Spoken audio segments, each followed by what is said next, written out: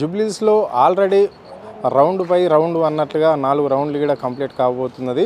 So ఇప్పుడు మరి ఒరావరిగా 2 పార్టీలు మాత్రం బీఆర్ఎస్ కావచ్చు, కాంగ్రెస్ ఒరావరిగా నడుస్తున్న నేపథ్యంలో ఇప్పటి వరకు కూడా అక్కడ బీజేపీ మాత్రం ఎక్కడ కూడా లీడ్లో కనిపించడం అనేది లేదు, ఏ రౌండ్లో కూడా లేదు.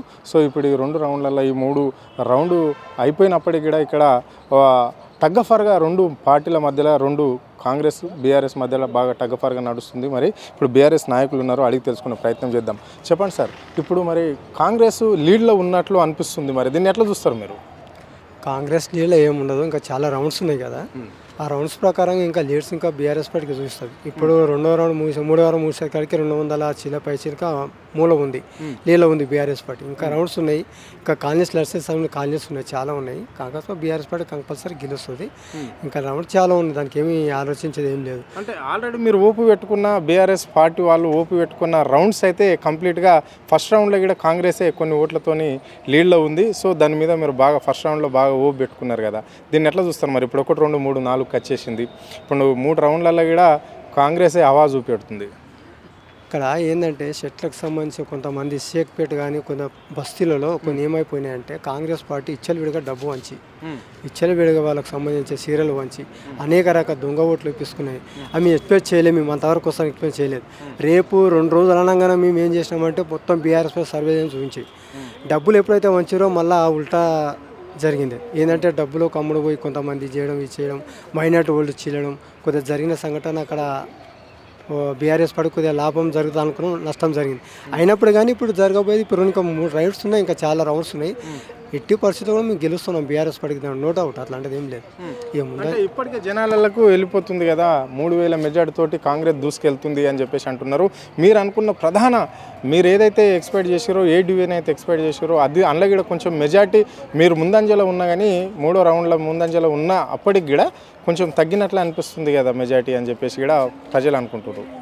ఇప్పుడు ఎర్రగడ్డ ఇంకా రాలా, వెంకటరావు కొద్దిగా సగం వచ్చింది, ఇంకా రాజు కలిసి కొద్దిగా ఇంకా రాలేదు. ఇంకా అది మాకు ఎక్కువ రాజు కానీ వెంకటరావు సెక్షన్లో చాలా ఉన్నాయి, ఓట్స్ ఉన్నాయి, ఇంకా బాక్సింగ్ ఓపెన్ కాలే. ఏదైతే నవీన్ చుట్టుపక్కల ఉన్నట్టు బూతులు ఏవైతే ఉన్నాయో అవి ఓపెన్ అయ్యాయి. ఇప్పుడు సోమాజీ కూడా కొంత అయింది.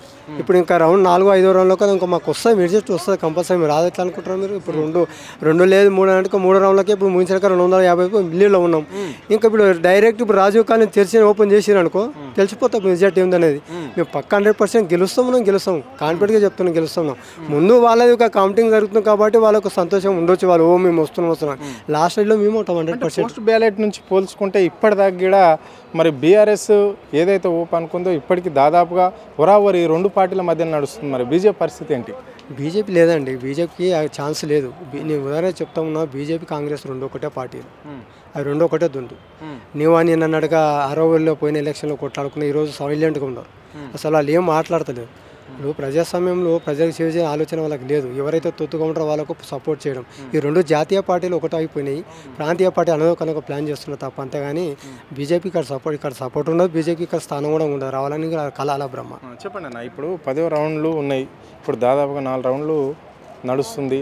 సో మరి ఎన్ని వేల ఓట్ల మెజార్టీతో గెలవబోతుంది బీఆర్ఎస్ పార్టీ? దాదాపు మేము అనుకుంటున్నాము, మేము అనుకున్న అంచనా కాదు, ఇప్పుడు చూసిన పొజిషన్ చూసుకుంటే మేము దాదాపు ఒక 5,000 లోపు మేము గెలుస్తామని గ్యారెంటీ కరెక్ట్గా చెప్తా ఉన్నాం. 100% గెలుస్తున్నాం, బీఆర్ఎస్ పార్టీ జూబ్లీస్లో గెలుస్తుంది. అది 100 అయినా 100 అయినా కంపల్సరీ. ఇంకా మీకు ఏ డివిజన్ల మీద మీకు ఇంకా ఓపు ఉంది? మాకు ఇక్కడికి వచ్చేసి వెంకటరావు డివిజన్ సాంలో ఇంకా అవి వస్తుంది కంపల్సరీ. రాజీవ్నగర్ బస్తీ, రాజీవ్ కాలనీ ప్రతి విషయంలో అన్నిటికీ అన్ని తేలంగా ప్రతి బస్తీలో ఉన్నది ఓపు, మాకు ఓన్ లేదు, అన్నిట్లో ఓపు ఉంది. ఎర్రగడ్డ ఓవరాల్గా అన్ని బస్తీలో అన్ని డివిజన్లో మాకు ఓపు ఉంది 100%. షేక్పేటలో ఓడంగా ఎంత రింగింగ్ చేసినా, ఎంత డబ్బు వంచినా, ఎంత ఇది చేసినా, ఎంత మద్యం వంచినా, ఎన్ని డబ్బులు ఇచ్చినా, కుట్టు మిషన్లు ఇచ్చినా, సీరలు ఇచ్చినా, ఏమి ఇచ్చినా, షేక్పేటలో లీడ్గా మేము తీసుకున్నామంటే ఆ సత్తా బీఆర్ఎస్ పార్టీ. కాంగ్రెస్ పార్టీ ఎన్ని ప్రబలం చేసినా, ఎంత చేసినా ధీటుగా కాంగ్రెస్ పార్టీకి జవాబు చెప్పింది షేక్పేట.